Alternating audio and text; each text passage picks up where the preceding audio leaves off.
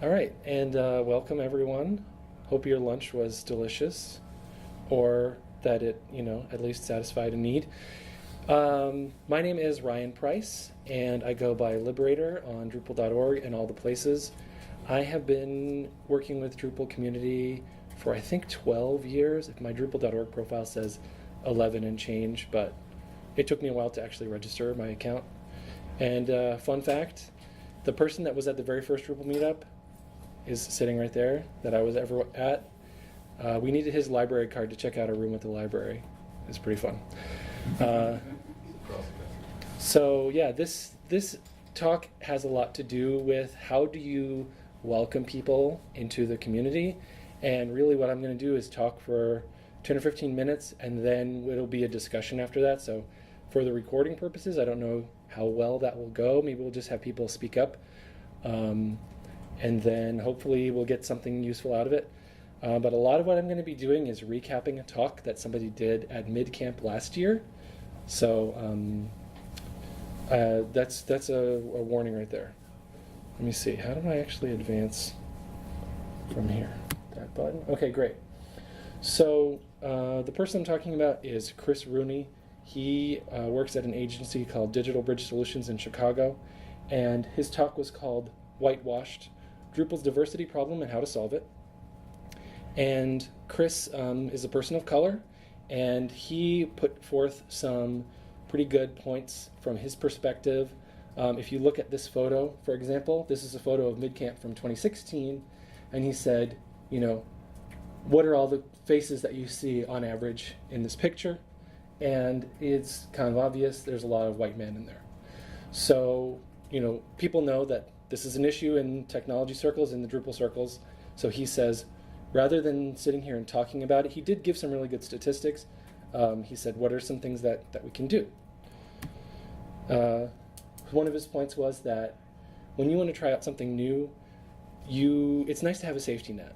So if you come from a privileged background, if your parents have resources, if you had a role model or a parent who was in engineering or a STEM field, you have this sort of like support structure to help you get, just that first couple of steps that you need to get over some of the initial speed bumps. And then he also said that the community can kind of make up for some of the lack of safety nets by inviting people in, helping out newcomers, getting them to attend events, setting up things like cheap trainings, or when you meet someone at a meetup, you make a connection with them and you sort of start like a one-on-one relationship. That it's hard to have like a relationship between the whole community and a person, but person to person or a small group to a person is a lot easier for stuff like that. And then one of the sort of like negative points was, a lot of workplaces talk about the company culture, but sometimes that wanting to reinforce your culture also means that you're reinforcing people who think and look like you. So this is something that we want to fight against.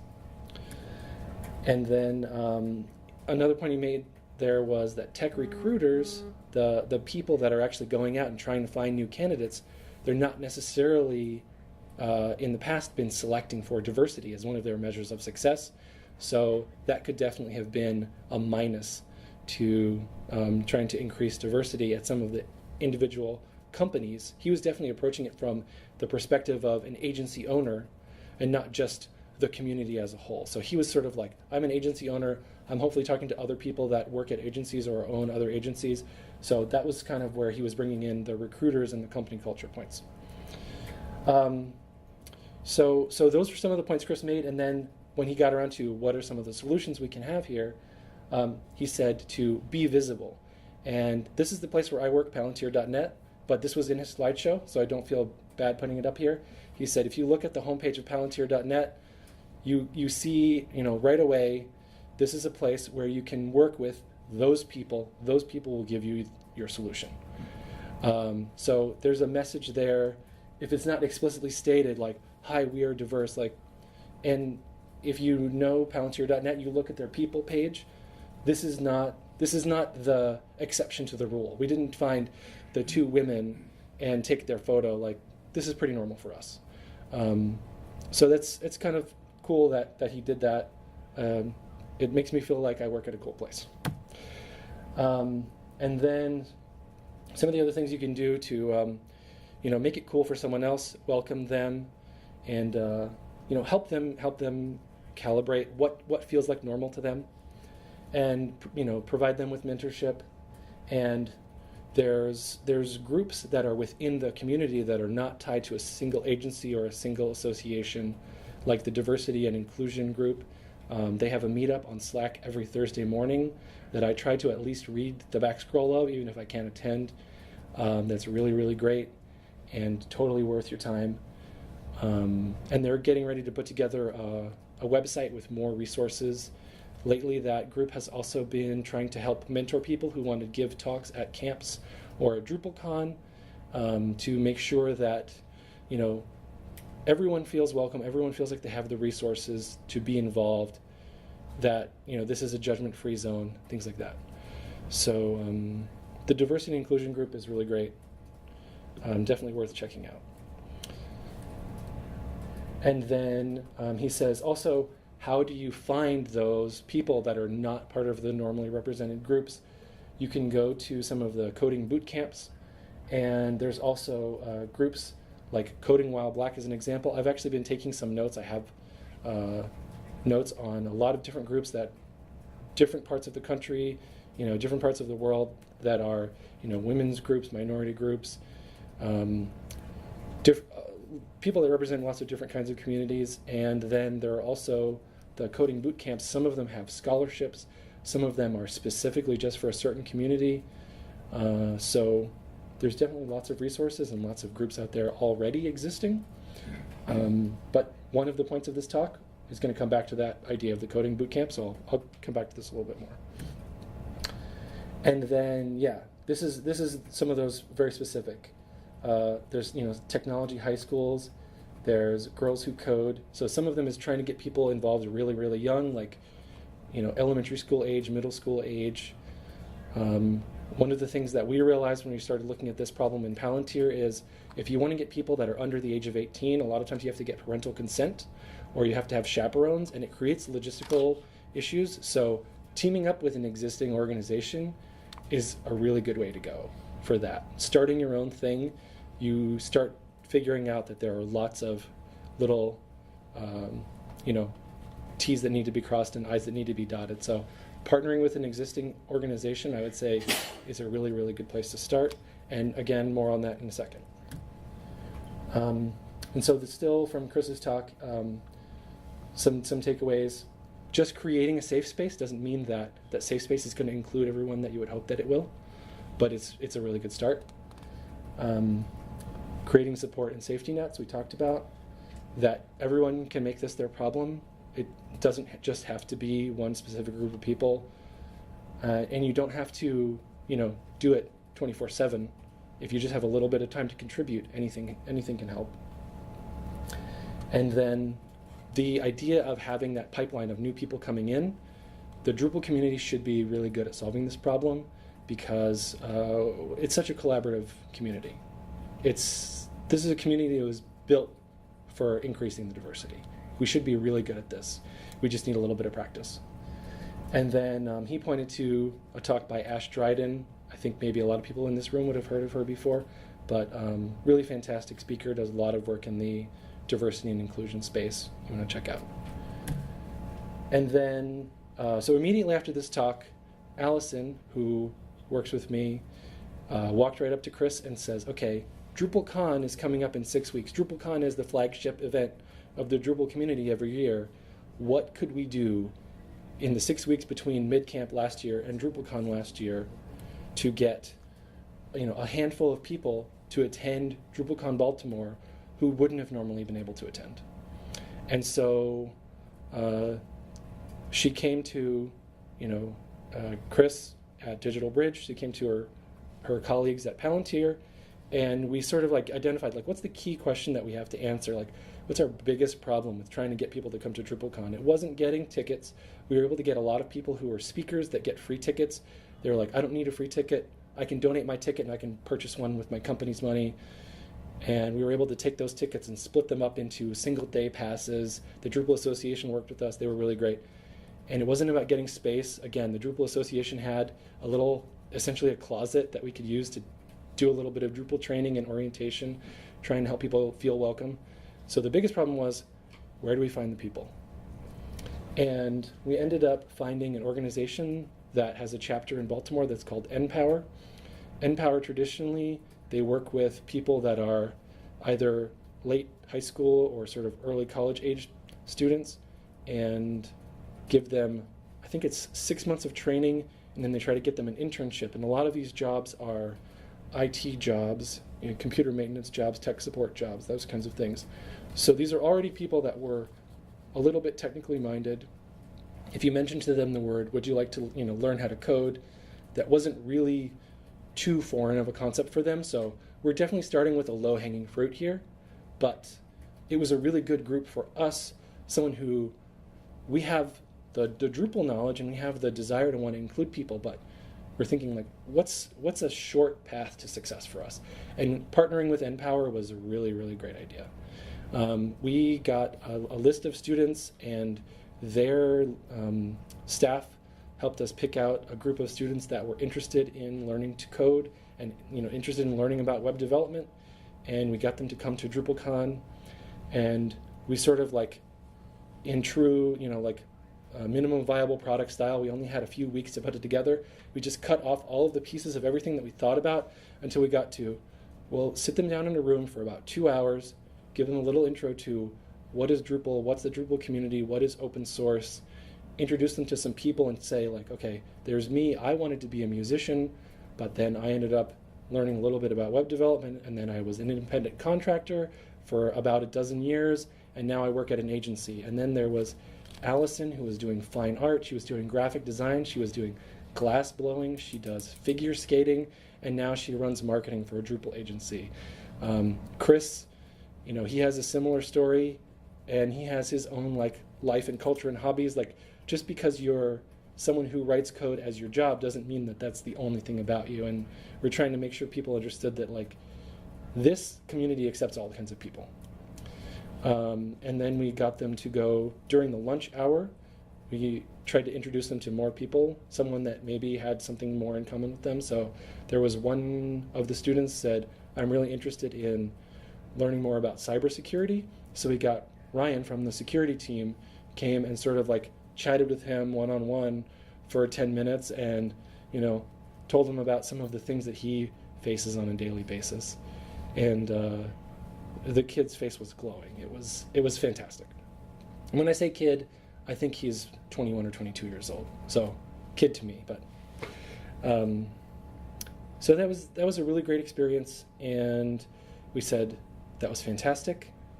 We took 6 people, we got them a day pass to DrupalCon, and one of the other really fun things that happened during that day, they found someone who was a graduate of the NPower program who now had a job at Phase 2, had just started a couple of weeks earlier doing Drupal. So there was this nice connection between someone who had been through their program and them there. So that was really fun. And the students at the end of the day said, what are we going to do next year? And he said, well, that's a really interesting question, because DrupalCon's 700 miles that way next year. So we started talking about it, and we started talking about what's going to be the best for doing this pilot program on a longer term basis. And eventually we said, let's try, if we can, to include those original 6 students, and we have 3 of them for the second time around.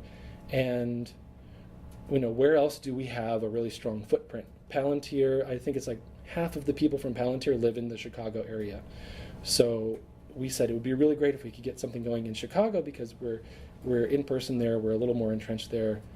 If we have someone meet up with a person, there's a higher chance that Chicago is where it's going to happen. So we then partnered up with a second organization that's called Genesis Works that has a branch in Chicago.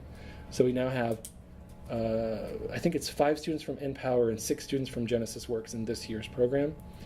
And we spent 6-9 months talking about what we were going to be doing, and in January we started off with a training program. So we did a day of Drupal training.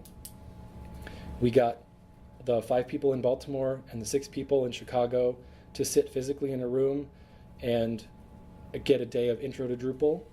And I think we gave out 9 laptops, if I'm remembering the number correctly, that were old Palantir laptops. The technology cycle, we buy new laptops sometimes, so we had spare laptops sitting around. So 9 people got new to them laptop, which was really fun. And they're all loving it. We are a month into the program right now. We started on January 6th, and we've just had our 3rd weekly online class. And then we also have 3 times a week what we call lab hours, where you can work on an assignment that we've given you like throughout the week. So the first assignment was write an HTML page. The second assignment was try to get your Drupal site up onto Acquia Cloud Hosting from Dev Desktop. We worked with Acquia Dev Desktop because the person who's running our training has a lot of familiarity with it. I know there are other tools. We just got to pick one at some point. And then, what else did we do? Get your site on Drupal.org. Get your user profile on Drupal.org. And then this week we're teaching a little bit about identifying your audience and talking about analytics.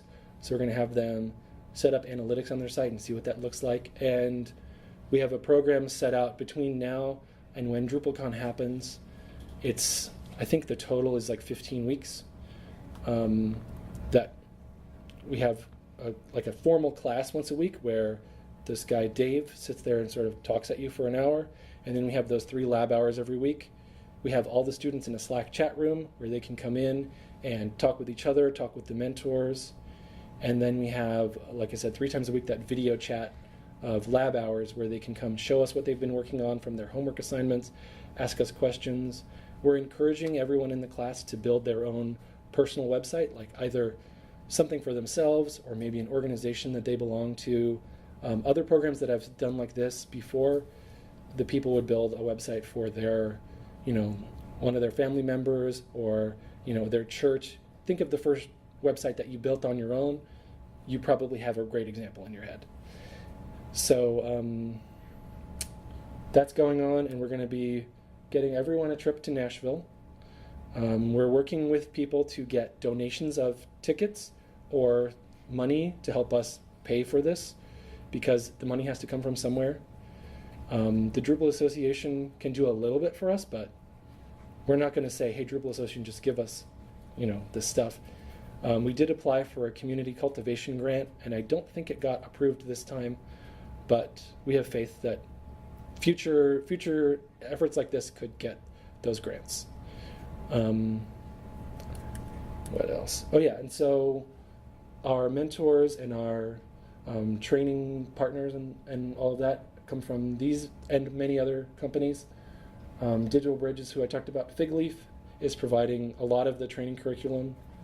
Drupalize Me, we got everyone a Drupalize Me account so they can go on and watch these videos ad hoc. If they want to learn more about a specific subject, we point them to those videos and say, please go check these out. And Drupalize Me actually has some really great guides that are available to the public that just give you, like, if you want to learn about views, go and read this page. And if you click on this video, there's maybe one free video and a couple of paid videos, but those guides are just out there. And I think Drupalize Me is trying to work with the Drupal, Drupal.org to try and get some of their content onto Drupal.org right now too. So they're very interested in this inclusion program. Addie has said that they were planning on doing some stuff like this similar. So they were very, very happy to work with us. And so Media Current, Digital Bridge, and Palantir, we have a lot of mentors that come from those companies. And there are other ones as well. We actually found a lot of them through that Drupal diversity Slack channel. So really, really great resource there. And then I'm sure someone's going to say, where do I find more? We're working on it. We would like to take the curriculum and the things that we've learned and package this up if someone else wanted to do a similar kind of effort. We're still in really the first alpha of doing this for a whole 3-month cycle. So we'll learn a lot of things. I've been involved with a very similar program before when the space shuttle program shut down. I was living in Florida at the time, and there was a stimulus package to take 6,000 people that had been laid off from NASA and the support companies that supported the space shuttle program, and we got some of that money with a friend of mine, Mike Anello, who does Drupal Easy, and started the Drupal Easy Academy. And they had, I think it was 12 students every year for like 3 years until the stimulus money ran out. And now he does it for just like a coding boot camp, an online coding boot camp. And I think he's done 9 or 10 classes of that over the last 6 years. And this is my Drupal Easy Academy shirt represent. I've been a mentor for that many, many times, and I helped him develop some of the training programs. And also, someone brought up Acquia. I'm gonna forget the exact name of it, but Acquia took, I think it was 12 people, moved them to Boston for 3 months, and at the end of it got them an internship at Acquia. That I think they did that 2 or 3 times. Acquia U. Acquia U, thank you. So very similar program that, and actually Mike taught the first iteration of Acquia U. So there's lots of connections between all of these things. One of the things about Acquia U or Drupal Easy Academy that I didn't presume is that they would just give us the content and let us open source it. So we're kind of trying to start a little bit from scratch so that we could say all of these resources are here and we know where they came from. And right now we are relying some things on Drupalize Me, some things on Figleaf's existing curriculum. So there's lots of work, but that's kind of the short version. So that took 22 minutes. Pretty good. But I think the rest of the time I would love to have a discussion, open up to questions, suggestions, things maybe I didn't talk about. There's lots going on here. So, yeah. Anybody? Yes. I'm Sam. Hi, Sam. Acquia, and I can give you this person's contact info. But Andy Lakin at Acquia in Portland runs Acquia Academy, which is kind of what does the Acquia certifications and a lot of our training.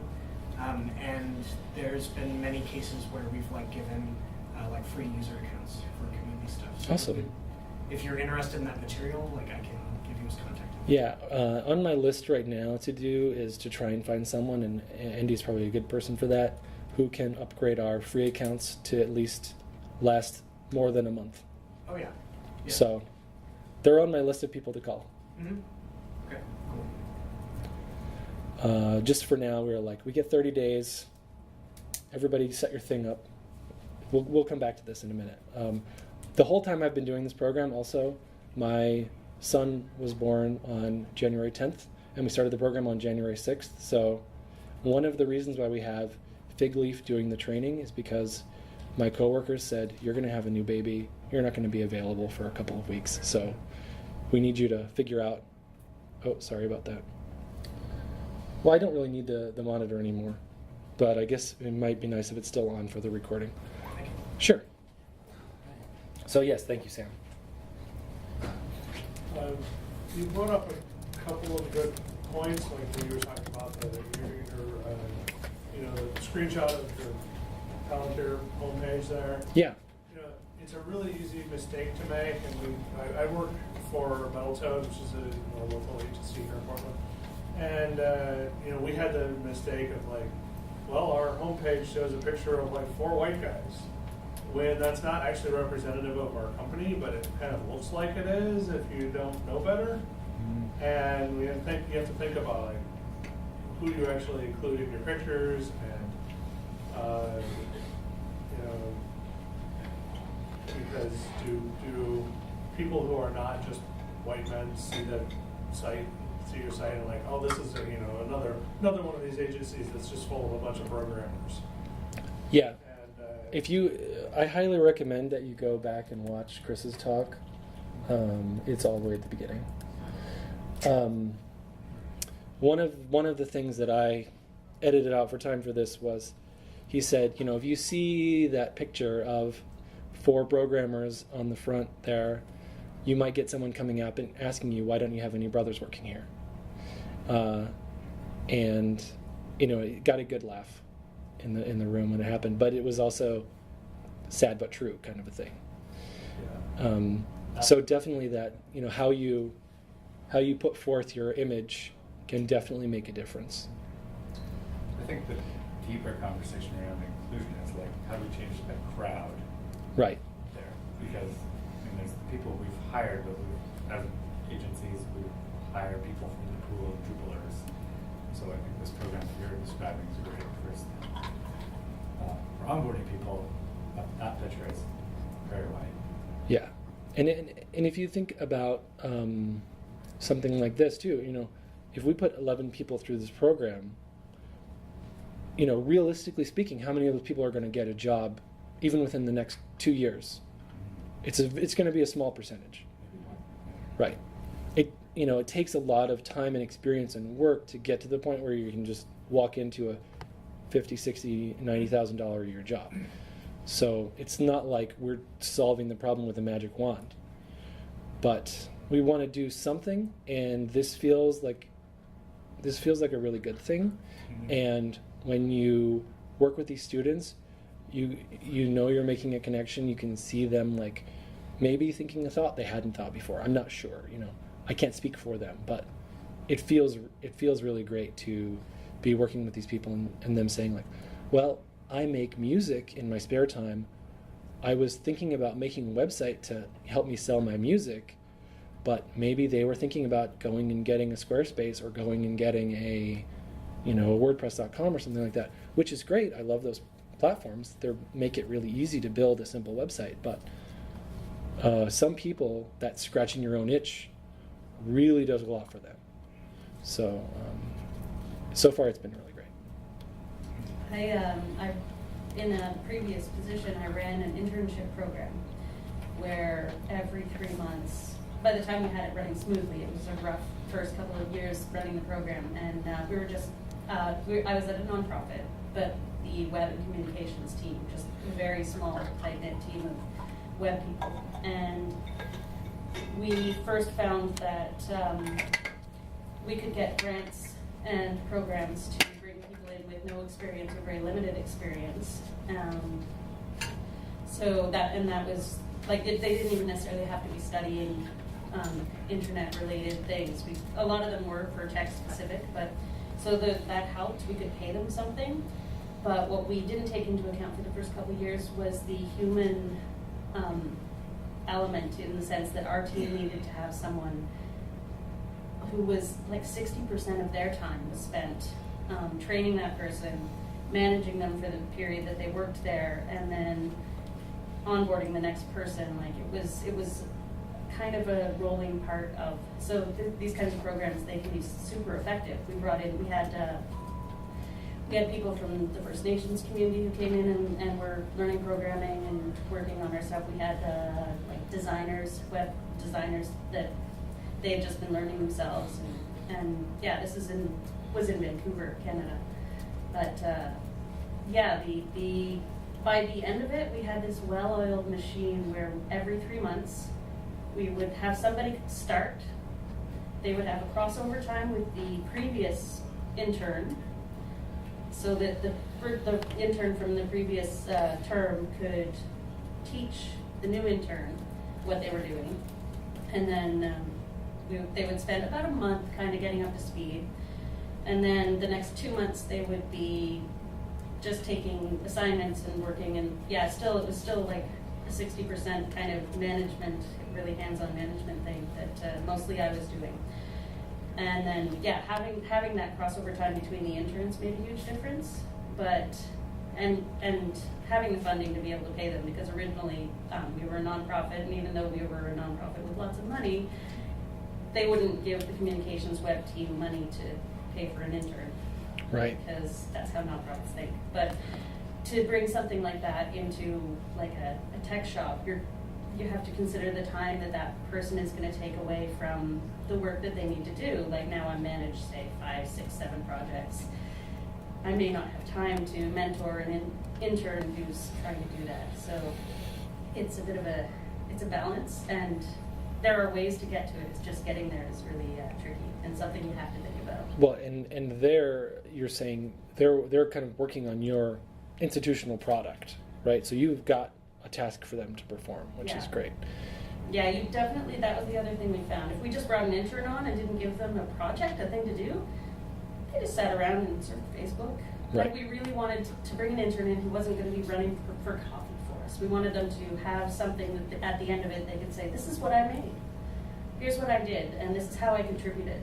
Yeah. Yeah, and having that was also really helpful, really important for us to give them that. And since then, I've watched a bunch of my interns go on to do like really great things. Like we hired one; Yeah. he was awesome. But yeah, and the girl who from the First Nations community, she ended up moving back to her community in northern BC in Haida, and she's working in her own community now on web stuff too. So it's been like great to see that kind of growth through the people that we worked with. That's awesome. Yeah. Yeah. So before I get to your question, I just have like a little follow-up to that. In our case, there is a real gap between the end of this program and like what happens next, right? Because most of the people that finish 3 months working on this, let's say optimistically 6 to 10 hours a week of their own time, then a lot of them are not necessarily going to be ready to go get an internship at an agency, right? An internship at a nonprofit may be more realistic, because there you've got a specific task you're working on. I think for us, we're an agency, so agency work, you have to deal with many different demanding tasks, and you don't know necessarily from one day to the next what the project is going to be. So I think there are different kinds of, and since we're talking about Drupal right now, there's different kinds of Drupal work. Some of it's, content curation and, keeping things up to date and maybe running some module updates. And then there's other things like building out a theme, for a new site. Like those are two very different skills and maybe require different levels of experience. And like you say, the overhead. For us, we've been able to split it across several people. Like Allison pretty much does almost all of the logistics, like figuring out who's going to go to DrupalCon, what flight are you taking? Like, I need to know your birthday so I can buy you a plane ticket. Like, so far, I've really just been dealing with the education part of it, making sure that each student has an individual mentor. Oh, I don't think I mentioned that, but everyone has an individual mentor. So 11 people, 11 mentors. And those people are all volunteering 2 to 3 hours of their time every week. Some of them are getting that time paid for by their company. They can log it as a community hour or a continuing education hour or something like that. Some people are just doing it because they want to help out. So those community resources and the resources from those companies really, really helps. So spreading out that overhead as much as we can, so that it's not just one person's job. Because if it was just one person's job, yeah, like you say, 60% of a person, that sounds about right. Yeah. Absolutely. I Yes. wanted to do some of the crappy stuff. I didn't have to do that. Here, you make the email. Run Yeah. the email platform and then make it. It's good. Okay, you had a comment. Yeah, as somebody who's had a hell of a time breaking into the tech community, what are you guys doing about class? Because one thing that I have noticed is that I have a very unconventional background. I've completely, gone into student debt. I went through a coding boot camp. I couldn't work during that time. So, basically, I've had to take plenty of survival jobs in the case of trying to actually get something. This is stuff that's been looked upon kind of negatively by people that I've been interviewed by. So. Yeah. I don't know what's being done to sort of try to include people that maybe just couldn't afford to, but may have had the aptitude. Because I actually wanted to go into a boot camp because of my aptitude, and in the course of it, I actually wound up breaking my right clavicle and having to do it all left-handed, and I still passed. So That's awesome. But I'm also saying that at this point, I've yet to even have a junior developer position that even came up that's full-time. So, Well, and yeah, it's very interesting. Not that I'm asking for a job. I'm just trying to get some advice on this to try to go, how can you stand out? Yes. So I can say, because having worked with Drupal Easy Academy for so many years, I have some stories, good and bad, on the same lines as you're talking about. And some of those people, if they hadn't gotten, the Obama administration hadn't paid for their membership to the class, they might not have taken it. Yeah. And some of those people, even now, 5 years later, they've had a full-time Drupal job. They're going to try and get their second full-time Drupal job, and the people are telling them they don't have enough experience. Yeah. They don't have the right kind of experience to work at our agency, whatever that happens to be. So, I went to a QA game testing interview this week, and they were asking me to do pseudocode in C++, and I said that's not even relevant to the job, but I did it anyway. So. Yeah, for sure. So yeah, I think for some cases, like the individual coding boot camps, usually as part of their marketing materials, they say, "And we'll help you find a job." I'm curious how many of them, I got an internship through them, Okay. and I wound up working through that. The person who brought me in for their internship said, it was a startup. They told me they would get some funding and maybe try to hire me, but it wound up going to about 3 months, and she said I would keep working for free, so I had to go and find something else. I couldn't continue doing that. Yeah, and yeah, startups are their own tricky thing too. So, in the interest of maybe having, other comments happen, I'd love to talk to you afterwards for sure, because I feel like there's more stories that can be told there. But it looks like we have some other hands up. That's why I'm getting to that. So, thank you for your comments. A quick comment and a quick question. So how do you get started in the industry without a lot of experience is a problem that's existed as long as the industry has. Because I had a heck of a time with that in 2000, and had to freelance for quite a while. And I wish I knew what to do about it. I really do, because we have had trouble getting a sustainable junior developer program going at our company. We've tried a couple of times. My question for you is, where did you get that grant? Was that in Canada? Yeah. The YMCA offered it through the government of Canada. Okay. So it was an internship program that they paid the intern directly, and I just had to send paperwork in, and basically it was just this rolling thing. I don't know if they're still doing it, but I'm sure similar things exist still. It's just a matter of finding them. It was a YMCA tech, young youth in technology kind of grant. And I gave them $16 an hour or something. There was another one we found. It was a $11 an hour as well. But the organization I was with was like, "No, you don't need to pay interns." And I'm like, "No, actually, you do." And then they said, "Okay, we'll give them $1,000 a month."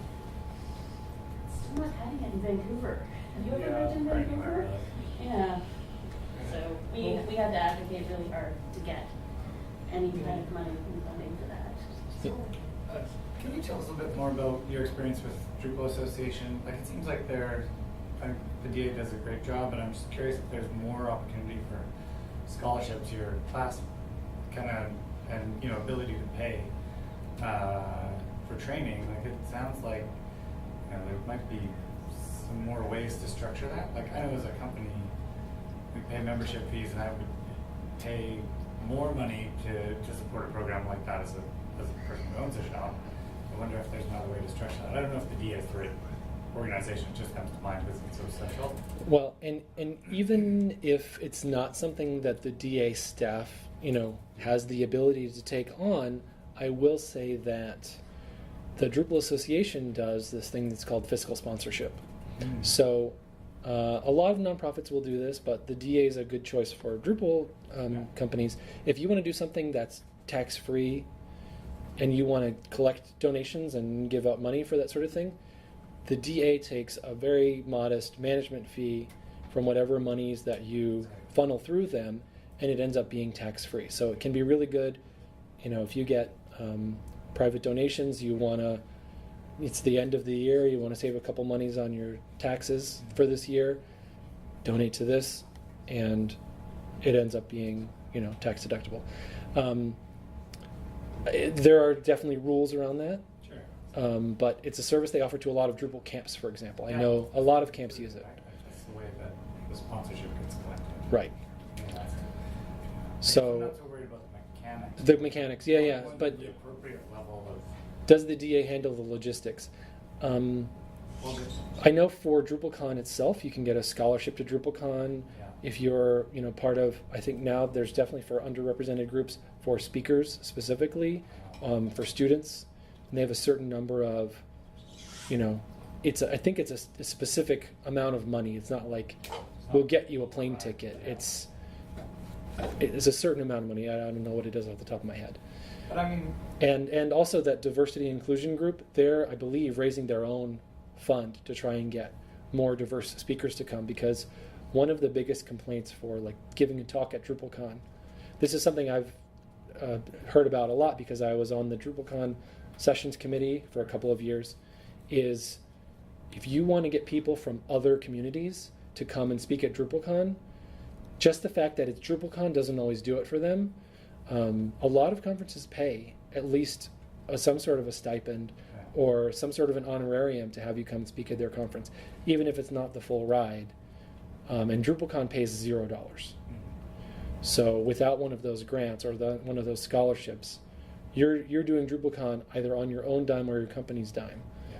yeah. And some people would say that getting diverse speakers at DrupalCon and other Drupal events is one of the really easy ways to go back to this slide, to be visible, right? If the people giving the talks are diverse, then it encourages people to attend also from those groups. So not a perfect answer, but I think if that's something that you're interested in, I don't think that sounds like outside of the realm of possibility. I wish someone from the DA was here and we could corner them. I mean, they're here. They're here somewhere. They're also a little overburdened at the moment with the problems with Drupal Europe and stuff like that. Right. There's a lot going on that's got nothing to do with any of this. Just, There's definitely growing pains there. Yeah, a few years ago, Erin Peterson was the keynote at the Austin DrupalCon, one of the keynotes, and she spoke about all the data that shows that diversity increases profitability and productivity, but only if it's well managed. And it's almost never well managed, so it becomes a net loss. So if you just I'm in the nonprofit world, a lot of the time there's a concentration of the funnel to get you to that door, or if you're lucky, through the door. But if you get a woman into an all-male team, that you don't change your chauvinistic culture, you are going to have a net loss, not just for that woman, not just for that team, just all over. It poisons the You're well. actually going backwards. Yep. And then they're like, oh, we tried and it didn't work for us. It becomes a justification for not trying again. So you have all these complaints that the funnel isn't there, or but very little focus on the end result. And the end result is that when we were hiring, we were specifically looking for a firm that had diversity, and that's in the Drupal world is still remarkably difficult to find, especially if you put on your smart diversity filter, which is, if I see diversity on that page, what's their job title? How many of them are coders, or are they putting the woman into the project manager jobs and the designer jobs? How many of the coders are diverse? And then you find that diversity gets even narrower. And so it's the like same this. with the management too, like how many Yeah. of them are management? Exactly. And So I even think- when you're doing a good job of that, when you look at the management team or in the non-profit world, the board, and then you're like, wow, there's no diversity in leadership. So how sincere is this effort at all? And so it's like a start to finish plan is required. You need all of the pieces, but the most important piece gets the least focus because it's the one you have the least control over, and that is, how do you get people to get hired? Because they are underrepresented communities are still hired far less than they should be. So how do you get them to stay hired, and then how do you get them to be that figurehead, the one at the front of the room, the one that's on those photos, the one that's leading from the front, the one that becomes a great contributor in the community. Right. All of that. Yeah. You know, the only ways that I've ever seen worked are the ones where you take the extra effort. You don't just say the door is open. You walk through like you're doing. Your effort is I'm going to walk through and say, here's the door. It doesn't look like you're welcome, but you really are. Come with me. You know, Right. That kind of effort. So, there's a lot that you just said, and I completely agree. I'm just going to pull one thing out, which is about opportunity, right? One of the things in creating the funnel is about making the opportunity and, you know, really aggressively welcoming those people and making sure that they have everything they need to get started, and making that starting experience right now is what this effort is focusing on. I think there is a pipeline that needs to happen, and you know, individual corporations, individual groups, thank you very much, you know, they all have their own particular efforts and pains they're going to have to go through to make that happen. And that's what's one of the, I would say maybe is the hardest thing about, you know, this whole push of diversity and inclusion is the follow through, right? Like you say, I really do. I think that is probably not, it's not as much, it's a known problem, I think, to figure out how to get these people to show up, you know, how to get them to contribute the first time. We are good at starting things, especially this community. The follow through, I think, is where some of the real challenges lie. Wouldn't part of that be also the corporate culture itself in general? I mean, that's where I see a lot of the issue, because sure, you could get somebody who's super diverse into a position of being a CEO, but if they're still doing it in like a hierarchical fashion and they're just exploiting somebody or the whole group of workers below them, it's not going to change the culture, and it's going to continue the whole idea of actually keeping people out. And the bigger and more established your organization is, the harder it's going to be. Yeah, that's right? what I mean. And then the higher up you go anyway, it's because those people got there because they were afforded abilities to get there regardless of their color or sex.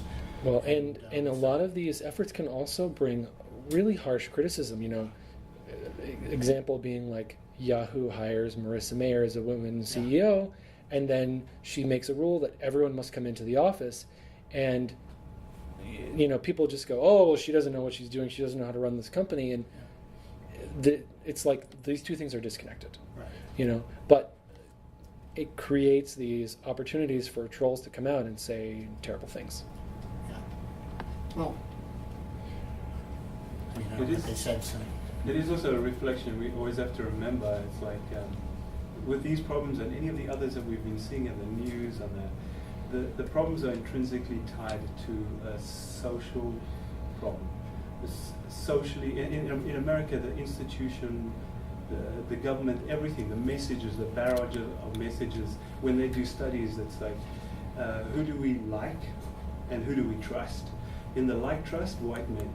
Mm-hmm. In the like but don't trust, white women. In the don't like, don't trust, black men. That sort of thing. And that's how we react, gut check reaction. And what we're actually fighting overall is still social change at a national level. International, really, because this problem is international. Right. And so it's also to remember that you can do all you want if you're not changing people. And the way to change people is to, like, I work in a place full of diverse, brilliant people. It's impossible for me to be a racist ass because there's too many people in the office smarter than me, you know, that I can't deny that fact. And that's what we need to do is to create that sea change where these people are in the office, in the room, on the project, whatever, and showing us that they're just as good. But maybe because of all these other social problems, we have to do those extra steps to welcome them in. And that's the most important part is breaking down those barriers, recognizing that those barriers live inside. The most progressive, the most liberal, the most advanced of us are programmed by the same society. We have to fight those messages all the time. Note on that, in an experience that I had for the past 8 months, I did actually work at Intel, but it was not in a programming sense. I was a contractor. I mean, it was super, you know, they tend to segregate different groups within when you're there. I mean, this was also not based off, you know, as you said, they're a super diverse company, but you can't actually go up and approach someone who's an engineer, you know, and talk to them and get any information from them and try to even learn or even try to even make a connection with these people. And I mean, and it's regardless of, you know, their ethnic background or Is whatever. that because of their privacy and caginess around their? Yeah, but I their also think trade that, secret things? that if you, you know, separate groups in such a way, you never really get to, I mean, like contractors and everything, Yeah, they don't yeah. even, Yeah. I mean, they don't even talk to each other. People just walk by and just, you know, yeah. Such a huge team. Yeah, but I mean, but that corporate culture, I said, I imagine is very prevalent. Silos. And I would think that that's something that's very unhealthy and perpetuates, Yeah, for you sure. know, and I don't know, I mean, Yeah, it was interesting. and then, so, you know, because usually, you know, reality is made by those you know and who you know immediately around you, and the further you get away from it, you know, the more unreal it seems, and then you don't even really associate with those people. Yeah. The other thing that we tried to do was to reach out to the communities that we wanted to bring people from. So instead of just posting on our website saying, we're looking for an intern or a junior developer or Yeah. something, instead of just passively waiting for them to come to us, Yeah. we reached out to the First Nations tech group and the like in Vancouver, there's a very large Asian population, that kind of thing. Like we would go and contact them directly. What are you doing for the heroin people there, though? There's lots of people that are pretty desperate and on the street also. Oh, yes, But, yes. Our office is right Yeah, there. and Yeah. I mean, and I'm sure a lot of them probably. And there are programs for that Yeah. too, like, Yeah. we will, we've Yeah. reached out to like any of the programs that are retraining and trying to bring people in, that kind of thing. So, And- it's, in tech, it can be hard Yeah, to I know. give the, like, without any training, it's. Yeah, you gotta get Although training. then, we would also bring in volunteers for content copying Yeah. and stuff like that, and help them learn at least basic CMS stuff, and so. I mean, because that's one thing that I find super appealing about Drupal is it's really just, I mean, it's completely democratic the way it kind of goes through versus a lot of them. And that's one thing that I've seen as far as an issue. I mean, with at least having a lot of really bad working jobs as far as contract jobs or jobs with no benefits is there needs to be some sort of organization of labor that doesn't really exist anymore, really. Like Especially- unions. Yes, exactly. Yeah. And I wonder if there's going to be such things like an organized Drupal union where people just sort of support each other. There are actually efforts, but I can't remember what they are because I suck at names. But there's another conference that's in town here in Portland called Open Source Bridge. They did what you're talking about. They put women in the front of the room, and suddenly 40% of these attendees over the years, not suddenly, Yeah. became women. Which for a tech conference, have you ever seen such a thing? It's unbelievable. But there was some talk about some people are trying to mobilize to have a tech union. It would also be good to send more men to things like women in tech conferences. Yeah. Because there was a women in tech conference in Vancouver last week, and I wasn't able to attend, but I'm willing to bet it was 80% women or more. Or Like, on the photos that Sherry showed me. Yeah. And I just would feel that And someone I like think- me would be unwelcome there, so that's why. well, that's the thing, it Yeah. shouldn't be that, because, yeah, that doesn't make sense either. 'Cause I've noticed that a I think little it bit in the depends what your agenda is So- going. as Yeah, well. if you're showing up to try and pick up, maybe not. Well, that would be the assumption, you know, if I felt. I don't think so, no, that's not, I mean, that's not saying that that's what your assumption would be, but that, I'm saying that the women would not respond in that way. Well, I mean, because, you know, because I mean, guys that usually are into tech, or anyone in tech in general is sort of more introverted, you know, so there's just sort of the social awkwardness, so it's not really coming off, Well- trying to actually hit on someone when you're talking. But one thing I've noticed, even trying to include people when I was going through the boot camp, is I've noticed that some of the girls would self-segregate themselves away from the guys, and it wasn't for a lack of the guys not wanting them to be involved, they just wanted to do their own, It's yeah. Well, and there may be other unspoken reasons for that as well. But we have reached the end of the time. Thank you, everyone. Now is coffee break. If you want to get in touch, I can give you some contact information. We can follow up on this. And if you live in Portland, I'll be at most of the meetups this year because I'm going to be helping out with that. Thank you, Sam. Yeah, thanks for you. That was great. Yes.